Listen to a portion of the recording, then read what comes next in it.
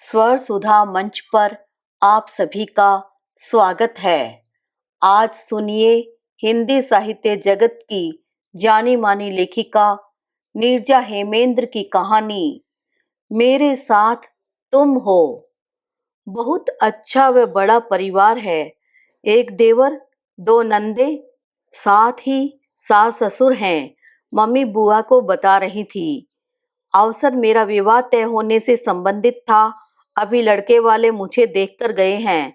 साथ ही अपने परिवार का परिचय और मेरे परिवार के बारे में जानकारी लेकर गए हैं। लड़के वालों के आने की जानकारी पाकर सब कुछ संभालने के लिए मम्मी ने दूसरे मोहल्ले में ब्याही गई बुआ को बुला लिया। बुआ समीप रहती हैं तो ऐसी किसी समस्या या अवसर के आने पर तुरंत फोन करके उन्हें बुला लिया जाता है और वो खुशी खुशी आ भी जाती हैं। कदाचित पीहर से मोह लड़कियों में आजीवन बना रहता है। माँ के साथ मिलकर बुआ ने अतिथियों के लिए कुछ विशेष व्यंजन बनवाने में सहायता की। मुझे तैयार कर बैठक में अतिथियों के सामने ले गई। अतिथियों में लड़के के पिता व जीजा आए थे। कुछ प्रश्नों के उत्तर मैंने दिए। फिर पापा ने कहा, अब घर में जाओ। मैं बुआ के साथ बैठक से चली आई। पापा और अतिथि कुछ देर बैठकर बातें करते रहे। कुछ देर पश्चात अतिथि भी उठकर चले गए। लड़के वाले तो इसे पसंद कर गए हैं, पापा ने मम्मी व बुआ से कहा, जिसे मैंने अपने कक्ष से सुना। भैया, हमारी निवेदिता तो अच्छी है ही, उसे तो कोई भी पसंद कर लेगा। पढ़ाई भी अच्छी की है उसने। अब आपको भी लड़के व उसके घर को देखने जाना चाहिए। लड़की का ब्याह ठोक बजाकर अच्छे घर में करना चाहिए, बुआ ने पापा से कहा। हाँ, दीदी सही कह रही हैं। वो तो हमारी लड़की देखकर चले गए हैं। हमें भी उनके लड़के को, उनका घर द्वार, परिवार के बारे में देखना जानना चाहिए, मम्मी ने पापा से कहा। भैया, देख लेना, लड़का नौकरी चाकरी वाला हो। नौकरी चाहे छोटी हो या बड़ी, दो पैसा कमाने वाला लड़का होना चाहिए। लड़के के पास पैसा न हो तो लड़की ससुराल में रहे या कारावास में, एक ही बात हो जाती है। भैंसा गाड़ी की तरह काम को खींचना और दो रोटी खाकर पड़े रहना, यही जीवन रह जाता है लड़की का। बुआ ने बिना लाग लपेट के अपनी बात कही। ये कैसी बात कर रही पार्वती? बुआ का नाम पार्वती है। जो लड़के देर से नौकरी पाते हैं वो भी तो अपने जीवन को संभाल ही लेते हैं, पापा ने कहा। भैया, आप मुझसे समझदार भी हैं और लड़की भी आपकी ही है। मेरी बात बुरी लग रही है तो मैं अब सीधे निवेदिता के विवाह में ही आऊंगी। मैंने निवेदिता के ससुराल को बुरा नहीं कहा, बस यही तो कहा है कि ठीक से देख सुनकर विवाह के लिए आप हाँ कीजिएगा। लड़की के पिता हैं तो क्या आप लड़के वालों से दबकर रहेंगे? लड़की को भी दबाकर रखा जाएगा, कहती हुई बुआ अपना सामान ठीक करने में लगी थी। अच्छा भैया, हम चल रहे हैं। हम थोड़ा बोल दिए तो कोई बात नहीं। आप जानते तो हैं, दूसरे के मामले में बोलने की मेरी आदत। जब भी कोई आवश्यकता हो फोन कर दीजिएगा, हम चले आएंगे, बुआ ने कहा और अपना छोटा सा थैला लेकर बाहर निकल गई। अरे विप्लव, जल्दी जाओ, बुआ को रिक्शा करा दो, उनका थैला पकड़ लो, माँ ने छोटे भाई से कहा। वो बुआ के पीछे तेजी से बाहर निकल गया। कोई घर में आए और कुछ दुनियादारी सिखाने की बात करे तो उससे ऐसा बोला जाता है? हमारी लड़की है तो हमें कुछ करने से रोक थोड़ी रही है। समझा रही थी तो गलत क्या है? हमें जो करना है वो हम करेंगे ही, मम्मी बड़बड़ाती हुई मेहमानों के चाय पानी वाले कप प्लेट धोने लगी। पापा भी ड्राइंग रूम के दीवान पर जाकर लेट गए। ये थी मेरे विवाह की पहली रस्म। मैं अपने कमरे में कुछ देर कुर्सी पर बैठी रही। कुछ देर पश्चात एक पुस्तक जो कि अभी आधी पढ़ी थी, पढ़ने लगी। अगले दिन सब कुछ सामान्य रहा। मेरे विवाह की कोई बात नहीं हुई। मम्मी ने शाम को फोन करके बुआ का हाल अवश्य पूछा कि वो ठीक से घर पहुंच गई न। चूंकि बुआ नाराज होकर गई थी, अतः मम्मी ने बुआ का मन हल्का करने के लिए फोन किया। अन्यथा मम्मी इतनी शीघ्र फोन नहीं करती, घर के कार्यों की व्यस्तता में रहती हैं। परसों रविवार है। सोच रहा हूँ कि शरद फूफा जी के साथ जाकर निवेदिता के ससुराल में सब कुछ देखभाल लूं। पार्वती सही कह रही थी। शाम की चाय पीने के पश्चात पापा ने मम्मी से कहा, हाँ हाँ, तुम ठीक सोच रहे हो। वहां चले जाओ, घर देख लो, उनकी आर्थिक स्थिति, लड़के की कमाई आदि सब कुछ जान समझ लो। मम्मी ने कहा, ठीक है, शरद को फोन कर दें, परसों सुबह निकला जाए ताकि शाम तक वापस आ जाएं। पापा ने कहा। पापा ने फूफा जी को फोन कर दिया। फूफा जी ने पूछा कि वो कितने बजे बस स्टैंड पर पहुंच जाएं। पापा ने सुबह का समय बता दिया। मेरे बुआ फूफा मम्मी पापा के किसी काम को मना नहीं करते। रविवार को पापा सुबह 6 बजे तक घर से निकल गए। उन्होंने फूफा जी से फोन करके पूछ लिया। फूफा जी कुछ पहले ही बस स्टैंड पर पहुंच चुके थे। मैं सामान्य दिनों की भांति कॉलेज गई, कुछ देर के लिए लाइब्रेरी गई, मनपसंद कवि की कविता की पुस्तक पढ़ी, 3 बजे घर आ गई। पापा और फूफा जी अभी तक नहीं आए थे। भोजन करके मैं अपने कमरे में चली गई। अपने ब्याह की तैयारियों की ओर से ध्यान हटाने के लिए एक कविता लिखी। कविता पढ़ने और लिखने में मेरी रुचि है। मैंने देखा 6 बज रहे हैं, पापा अभी तक नहीं आए हैं। मैं पुनः कुछ लिखने लगी। 7 बजे पापा और फूफा जी घर आए। निवेदिता, पापा और फूफा जी के लिए चाय बना दो। नाश्ता भी रसोई में रखा है, उसे प्लेट में रखकर लाओ। मम्मी ने मुझे आवाज दी। मैं शीघ्रता से उठी, रसोई में गई, गैस पर चाय चढ़ाई, दूसरी ओर प्लेटों में नाश्ता रखने लगी। नाश्ते की सभी चीजें और चाय प्लेट में रखकर ड्राइंग रूम में देने गई। लड़के की पढ़ाई अच्छी है, देखने में भी अच्छा है। बीटेक किया है, जल्दी ही नौकरी में आ जाएगा। घर भी ठीक ही है, भरा पूरा परिवार है, पापा मम्मी को बता रहे थे। मैंने चाय की ट्रे लेकर ड्राइंग रूम में प्रवेश किया और मम्मी पापा की बातचीत बंद हो गई। मैं बस इतना ही सुन पाई, मुझे अधिक सुनने की इच्छा भी नहीं थी। मम्मी पापा जो उचित समझेंगे वो करेंगे। चाय देकर मैं ड्राइंग रूम से बाहर आ गई। मैं अपने कमरे में आ गई। फूफा जी व मम्मी पापा ड्राइंग रूम में बैठकर बातें कर रहे थे। कुछ देर पश्चात फूफा जी चले गए। मम्मी पापा भीतर आ गए। मैंने मम्मी पापा की ओर देखा। उनके चेहरे पर संतुष्टि के भाव थे। मुझे इस विषय में कुछ नहीं कहना था, न ही मम्मी पापा की ओर से मेरी इच्छा पूछी गई। कॉलेज में जब से मैं लाइब्रेरी में जाने लगी थी, तब से मेरी रुचि साहित्य की ओर बढ़ती जा रही थी। यही कारण था कि स्नातकोत्तर में मैंने साहित्य विषय लिया। मम्मी पापा मेरे विवाह की बात कहाँ, कैसे और किससे कर रहे थे, उसमें मेरी रुचि नहीं थी। मैं शिक्षा और साहित्य से जुड़ रही थी। स्नातकोत्तर की फाइनल वर्ष की परीक्षाएं थी। घर में मेरे विवाह की तैयारियां चल रही थी। मेरा उन तैयारियों में कोई योगदान नहीं था, न ही किसी ने मुझसे कोई योगदान मांगा। मम्मी मेरी बुआ के साथ बाजार जाकर कपड़े लत्ते, गहने बर्तन आदि लेकर आती। विवाह के समय पहनने के लिए लाए गए कपड़े, लहंगे, चूड़ियां, गहने आदि बुआ ने मुझे दिखाए। मैंने देखा, सब ठीक ही थे। जब चीजें ले ही ली गई थी तो पसंद नापसंद का प्रश्न भी तो नहीं था। वैसे भी सब कुछ मुझे ठीक लगा। फरवरी माह प्रारंभ होने वाला था। अगले माह मार्च में मेरी परीक्षाएं होने वाली थी। सुनो, आज वहां से फोन आया था। लड़के के पिता कह रहे थे कि फरवरी में विवाह के कई अच्छे मुहूर्त पड़ रहे हैं। उनमें से देख सुनकर एक तिथि विवाह के लिए तय कर ली जाए। उनका कहना था कि विवाह की सब तैयारियां पूरी हो ही गई हैं। पापा शाम को कार्यालय से आए और मम्मी से कह रहे थे, हाँ ठीक है, तिथि तय कर लेते हैं।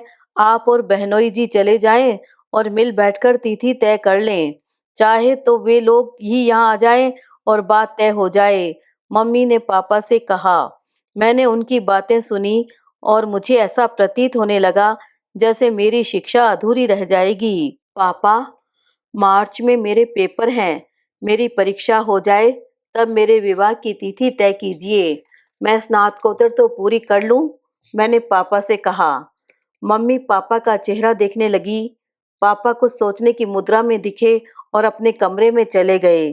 पापा के पीछे पीछे मम्मी भी गई। हाँ ठीक है, मैं कल ही फोन कर दूंगा। परीक्षा के पश्चात विवाह की तिथि तय कर ली जाए। 1 माह की बात है, निवेदिता भी खुश हो जाएगी। स्नातकोत्तर पूरी करने की उसकी इच्छा भी पूरी हो जाएगी। मैं फोन करके उन्हें बता दूंगा। पापा ने मम्मी से कहा। हाँ बिटिया घर के काम तो करती ही है, पढ़ाई भी बहुत मन लगाकर करती है। उसकी सहेलियां आती हैं तो हमें बताती हैं कि निवेदिता उन सबसे अधिक नंबरों से पास हुई है। 1 महीने की बात है, वो तो यूं ही व्यतीत हो जाएगा। मम्मी ने कहा। मैं निश्चिंत हो गई कि परीक्षा दे सकूंगी, मेरा स्नातकोत्तर पूरा हो जाएगा। अगले दिन मैं कॉलेज गई, लाइब्रेरी गई, शाम को अच्छे मूड में घर आई। मम्मी कॉलेज की पढ़ाई आदि के बारे में पूछने लगी। सब ठीक है मम्मी, चलिए रसोई का काम करा लेते हैं, तब तक पापा आ जाएंगे। मैंने मम्मी से कहा। ठीक है बेटा, भोजन बना लेते हैं, कुछ ही देर में पापा भी आ जाएंगे। मम्मी ने कहा। अरे ये लड़के वाले अपने आप को न जाने क्या समझते हैं। डोरबेल बजी, पापा भीतर आए। आते ही उन्होंने कहा। क्या हुआ? मम्मी चिंतित हो गई। कुछ नहीं, चाय बनाओ, कहकर पापा हाथ मुंह धोने वॉशरूम में चले गए। मम्मी चाय लेकर ड्राइंग रूम में चली गई। हुआ क्या है जो तुम ऐसी बात कर रहे थे? मम्मी ने पापा से पूछा। कह क्या रहे हैं? लड़के का बाप सीधे कह रहा है कि लड़की आपकी बात नहीं मान रही, शुरू से नियंत्रण में नहीं रखा। उसकी बात सुनकर मेरी तो जान जल गई। मैंने भी उनसे कह दिया कि अरे कहीं और जाओ, कोई लड़की देखो। मेरी बेटी जैसी तो कहीं पाओगे नहीं। तुम्हारे जैसे विचारों वाले घर में मुझे अपनी बेटी देनी नहीं है, कहकर मैंने फोन काट दिया। उसके पश्चात लड़के के पिता का फोन कई बार बजा, किंतु मैंने उठाया नहीं। लड़के का फोन 2 बार बजा। दूसरी बार में मैंने फोन उठाया। लड़के ने कहा कि पापा की बात का बुरा न मानिए, मैं जानता हूं कि आपकी बेटी बहुत शालीन और प्रतिभाशाली है, जिसे मैं समझ रहा हूँ। विवाह मुझे करना है, इसलिए अंकल आपसे मेरा निवेदन है कि पापा की बात का बुरा न मानिए। लड़का अपनी बात पूरी कर पाता उसके पूर्व ही फोन में पीछे से उसके पिता की आवाज आई। रख फोन, कुछ कमाता तो न जाने क्या करता, बाप की बात काट रहा है। और फोन कट गया। लड़के का दोबारा फोन नहीं आया। पार्वती दीदी सही कह रही थी कि नौकरी वाला लड़का देखना, नौकरी चाहे छोटी हो या बड़ी, किंतु लड़का 2 पैसे कमाने वाला ही ढूंढना। 2 पैसे हाथ में रहेंगे तो अपनी निर्णय लेने की क्षमता रखेगा। मम्मी ने कहा। हमारी बेटी किसी बेटे से कम है क्या? वो स्वयं नौकरी करेगी और तमाम लड़के उससे विवाह की इच्छा लेकर आएंगे। पापा ने कहा। मैं अपने कमरे में थी और मम्मी पापा की सभी बातों को सुना। पापा की बात सुनकर मेरे नेत्र भीग गए, यह सोचकर कि पापा को मुझ पर कितना विश्वास है। मैं उनके विश्वास को कभी नहीं तोड़ूंगी। मेरा विवाह लगभग टूट गया था। लड़के वालों की ओर से स्पष्ट उत्तर आने से पूर्व ही मेरी स्नातकोत्तर की परीक्षा पूरी हो गई। मैंने साहित्य विषय में ही स्नातकोत्तर किया था। अब मैंने कोचिंग कक्षा में प्रवेश ले लिया। पढ़ने और घर के कार्यों में मम्मी का हाथ बटाने के अतिरिक्त मेरा कोई काम नहीं था। अजीब हैं ये लड़के वाले। एक दिन शाम को कार्यालय से आते ही पापा ने मम्मी से कहा। लड़के के पिता का फोन आया, कह रहे थे कि लड़की विवाह के लिए मान गई, अब तो उसकी परीक्षा भी हो गई होगी। पापा ने कहा। आपने क्या कहा? मम्मी ने पूछा। मैंने पूछा कि आपके लड़के की नौकरी लग गई? हाँ हाँ, उसकी एक प्राइवेट और अच्छी कंपनी में नौकरी लग गई है। लड़के के पिता ने बच्चों की भांति चहकते हुए कहा। ठीक है, मेरी बेटी मेरे नियंत्रण में है, अतः उससे पूछे बिना कुछ नहीं बता सकता, मैंने कहा और फोन रख दिया। ठीक कहा, निवेदिता पढ़कर नौकरी करना चाहती है, वो जो कहे वो करना है, मम्मी ने कहा। पापा मम्मी की बात से सहमत थे। पढ़ाई के साथ साथ मैं नौकरियों के फॉर्म डाल रही थी, कुछ न कुछ लिखती भी रहती थी। निवेदिता की मम्मी, लड़के वाले तो बहुत परेशान कर रहे हैं। लड़के के पिता का फोन आया कई बार। आज तो लड़के का फोन आ गया। कह रहा था कि उसके पिता की बात का बुरा न मानिए, उनका स्वभाव व बोली ठीक नहीं है। शादी मुझे करनी है, मुझे आपकी बेटी पसंद है। आपके आशीर्वाद से उसको सुख से 2 रोटी खिलाने योग्य मैं हो गया हूँ। अब बताओ मैं क्या करूँ? पापा मम्मी से कह रहे थे। मुझे तो लड़के वालों के रंग ढंग समझ में ही नहीं आ रहे हैं। एक बार उल्टा सीधा बोलते हैं, फिर दूसरी बार शराफत वाली बात बोलते हैं।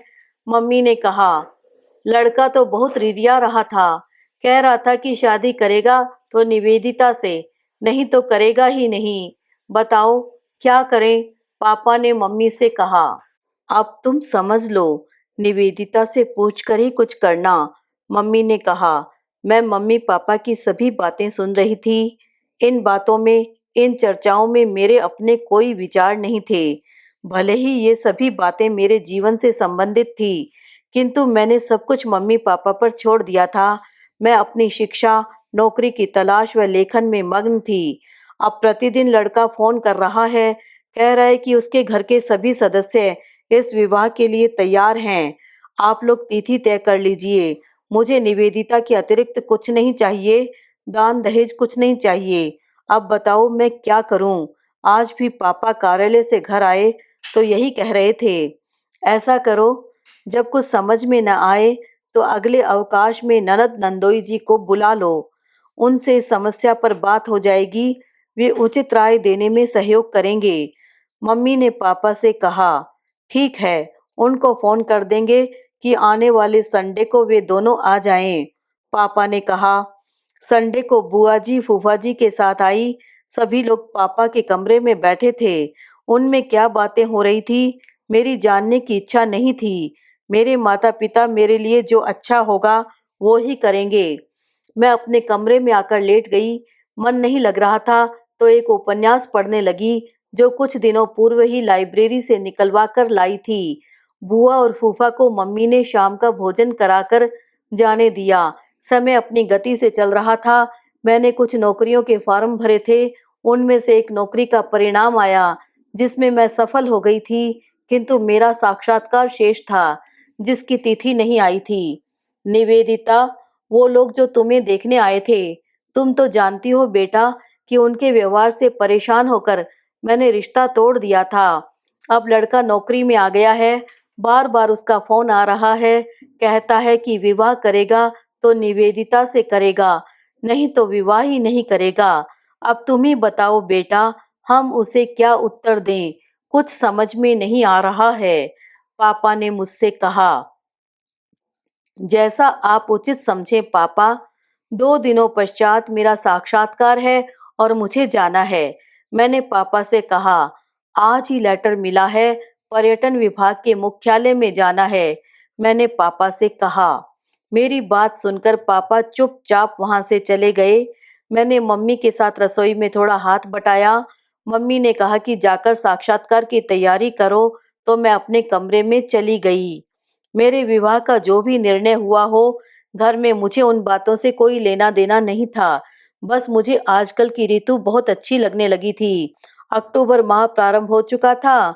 हल्के कोहरे की चादर ओढ़कर निकलता सवेरे का सूर्य, पर्वों की सुगंध से भरी हुई सांझ, घने वृक्षों से होकर शने शने धरती पर उतरती।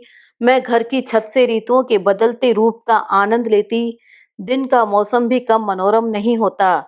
मेरे घर की छत से दिखाई देते कुछ बचे खुचे खेतों की मेड़ों पर लहराते कांस के असंख्य उजले गुच्छे ऐसे प्रतीत होते मानो धरती पर नहीं, आसमान में श्वेत बादलों में हरी दूब के साथ उड़ रहे हैं।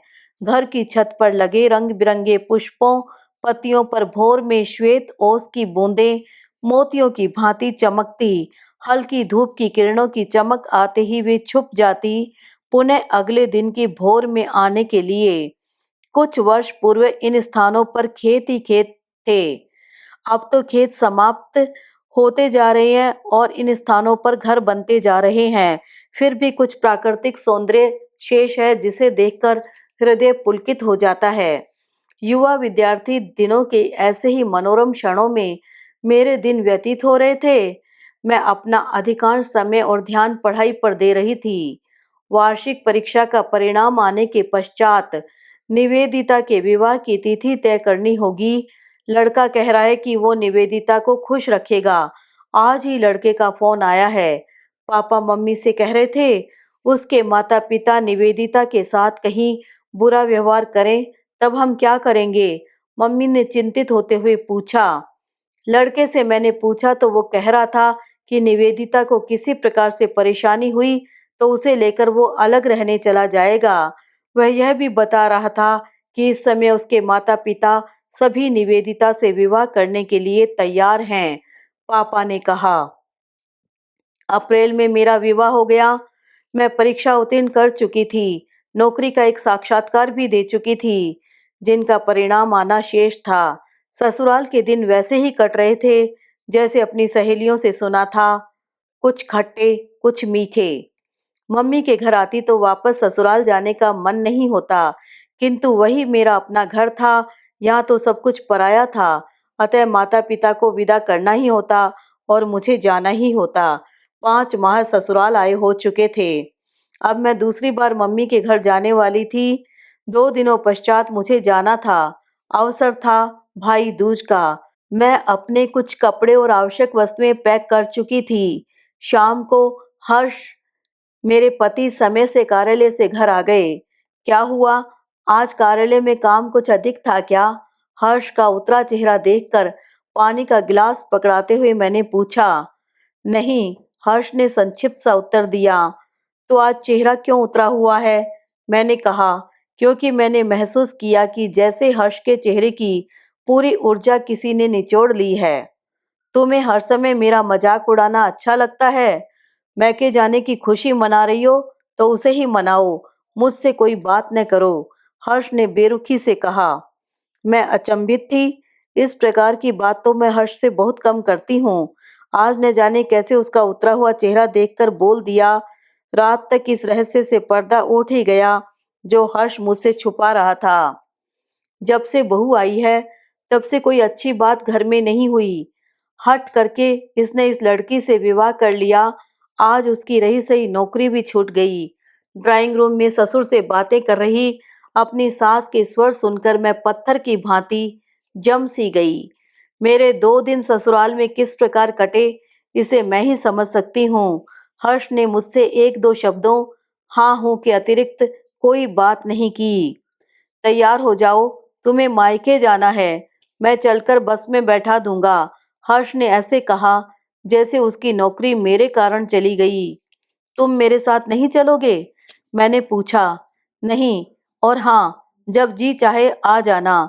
अधिक दिन रुक जाओगी तो भी कोई बुरा नहीं मानेगा, हर्ष ने कहा। मैं अपनी स्थिति समझ गई।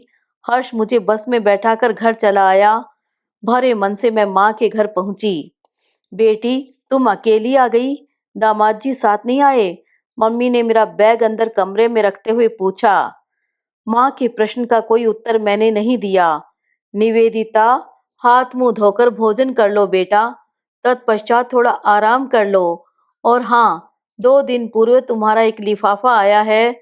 मैंने सोचा कि भैया दूज में आओगी तो ले लोगी, इसलिए भेजा नहीं, कहकर मम्मी ने एक भूरे रंग का बंद लिफाफा मेरे हाथों में पकड़ा दिया।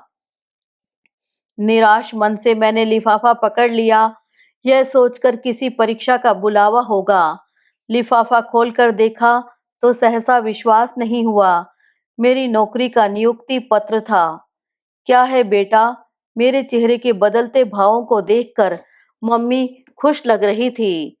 मम्मी, भूख लग रही है, पहले भोजन कर लूं, फिर बताती हूँ, मम्मी से कहकर मैं हाथ धोने वॉश बेसिन की ओर बढ़ गई। मैंने सोचा कि पहले अपने आंचल में खुशियों को भर तो लूं, ससुराल से बाहर दूसरे शहर में जाकर नौकरी करने के बारे में स्वयं को दृढ़ तो कर लूं, अपने पति की उस बात का उत्तर तो सोच लूं कि जब तक चाहे मायके में रहना, और सबसे मुख्य बात यह है कि मेरे ही माता पिता द्वारा मुझे अपने पति से दबकर रहने, उसका सम्मान करना, उसकी किसी बात का उत्तर न देना तथा जैसे भी बन पड़े उसके साथ जिंदगी निभाना। और यदि उसकी इच्छा है कि मैं नौकरी न करूं तो मैं उसकी यह इच्छा भी मानूं? अपने माता-पिता के प्रश्नों के समुचित उत्तर ढूँढने का समय यही था। ऊपर वाले की बहुत बड़ी कृपा थी मेरे सिर पर कि मम्मी ने यह पत्र मेरी ससुराल के पते पर रीपोस्ट नहीं किया। मैं भोजन करती जा रही थी, साथ ही मेरे मन में विवाह के पूर्व से लेकर अभी मम्मी के घर आने तक सभी ससुराली जनों का व्यवहार स्मरण आ रहा था। सबसे अधिक मेरे हृदय पर चोट करने वाला व्यवहार मेरे पति का था। मैंने भोजन समाप्त किया और मम्मी के साथ उनके रूम में आकर बैठ गई। मम्मी मेरी ओर प्रश्नवाचक दृष्टि से देखकर मुस्कुरा रही थी। मम्मी, मुझे नौकरी के लिए नियुक्ति पत्र आया है। जहाँ मेरी नौकरी लगी थी, उस शहर का नाम बताते हुए मैंने मम्मी से कहा, ये तो बहुत प्रसन्नता की बात है। दामाद जी को सूचना दे दो। जैसी उनकी इच्छा हो वैसा करो। मम्मी ने कहा, उससे क्या पूछना? पढ़ाई मैंने की, परिश्रम मैंने किया। नौकरी उसकी इच्छा से करूंगी। उसकी इच्छा नहीं होगी तो नहीं करूंगी। मैंने मम्मी से कहा, तुम्हें नौकरी करने को मना नहीं कर रही हूँ, बस दामाद जी से पूछने को कह रही हूँ। मम्मी ने कहा, वो सब बातें छोड़ो, कल ही मैं ये नौकरी ज्वाइन करूंगी। मेरी बात सुनकर मम्मी मेरा मुंह ताकने लगी। मम्मी, तुम उस दामाद से पूछने को कह रही हो जिसकी नौकरी छूट गई है? नौकरी छूट गई है तो कोई बात नहीं, इंसानियत भी खत्म हो गई है। मैं जब वहां से चलने लगी तो कहने लगा कि जितने दिन चाहो माँ बाप के घर रहना। मुझे बस में बैठाकर चला गया, यहाँ तक पहुंचाने भी नहीं आया। कहो तो पूछ लूं, मुझे नौकरी करनी है या नहीं? कहकर मैंने मम्मी की ओर देखा। मेरी बातें सुनकर मम्मी के चेहरे की पूरी प्रसन्नता ऐसे उड़ी जैसे जीवन में कभी मुस्कुराई न हो। अगले दिन पापा के साथ जाकर मैंने नौकरी ज्वाइन कर ली।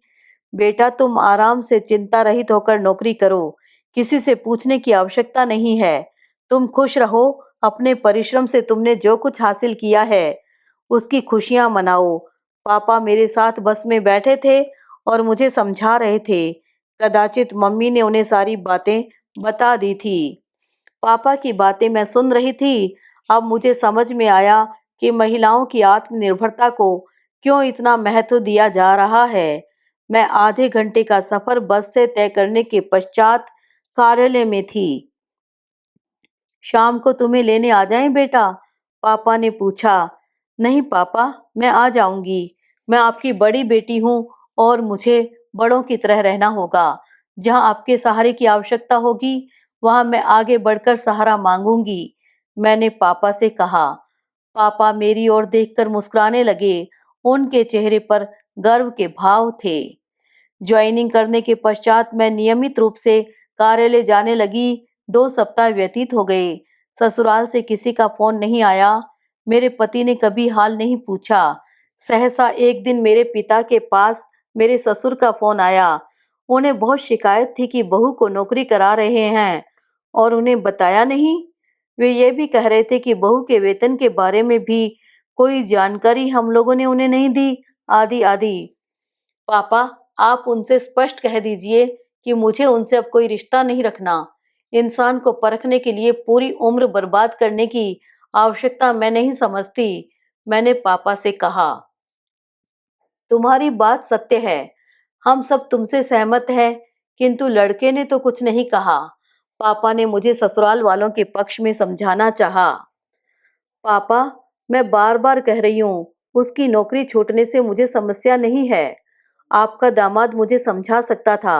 मैं उसकी विवशता समझती, उसका साथ देती, किंतु उसकी बातों से प्रतीत हो रहा था कि इन स्थितियों की उत्तरदायी मैं हूँ।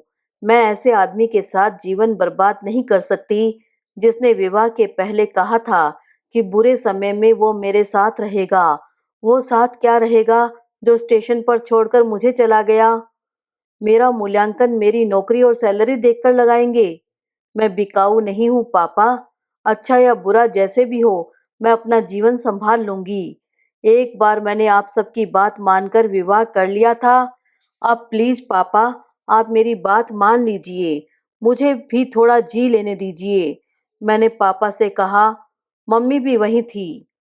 मेरी बात सुनकर पापा खामोश हो गए। मम्मी रोने लगी। हमने अपनी बेटी को किस मुसीबत में ढकेल दिया। विवाह के लिए उसने कुछ नहीं कहा तो हमने भी उसकी इच्छा नहीं पूछी। इतनी प्रतिभाशाली बेटी को हमने किन असभ्य लोगों के हाथों में सौंप दिया। कहते कहते मम्मी रोती भी जा रही थी। रो नहीं मम्मी, उनके कारण तुम्हारी बेटी का साहस कम नहीं हुआ है। मैं ठीक हूँ, अब मुझे कुछ खाने को दे दो, भूख लग रही है। सुबह समय से कार्यालय जाना है। मैंने मम्मी से कहा। भोजन कर मैं अपने कमरे में चली गई। कुछ देर बैठकर सोचती रही। फिर मैंने डायरी निकाली। आज बहुत दिनों बाद कुछ लिखने की इच्छा हो रही थी। मैंने कविता लिखी। विवाह के पश्चात जो साहस ससुराल में टूटा है, वो अपनी पूरी वो पीड़ा जिससे मेरा हृदय इस समय पूरी तरह डूबा है, वो सब कुछ मैं अपनी लेखनी में उतार देना चाहती हूँ। मैंने मम्मी से कहा कि मैं साहसी हूँ, तो अब मुझे साहसी बनकर दिखाना है। मैंने अपनी डायरी और पेन की ओर देखा और मन ही मन कहा कि कोई और हो ना हो, तुम मेरे साथ हो न। अपनी भावनाएं पन्नों पर उतारने लगी। मन हल्का हो गया। मैंने डायरी और पेन मेज पर रखकर दीवार पर लगी घड़ी की ओर देखा। मेरे निद्रा मग्न होने का समय हो रहा था। अगली प्रातः समय पर उठकर अपने लक्ष्य की ओर बढ़ना था। अभी आप सब सुन रहे थे हिंदी साहित्य जगत की जानी मानी लेखिका नीरजा हेमेंद्र की कहानी मेरे साथ तुम हो। आशा करती हूँ कहानी आपको अच्छी लगी होगी। कृपया चैनल को सब्सक्राइब करना न भूलिएगा।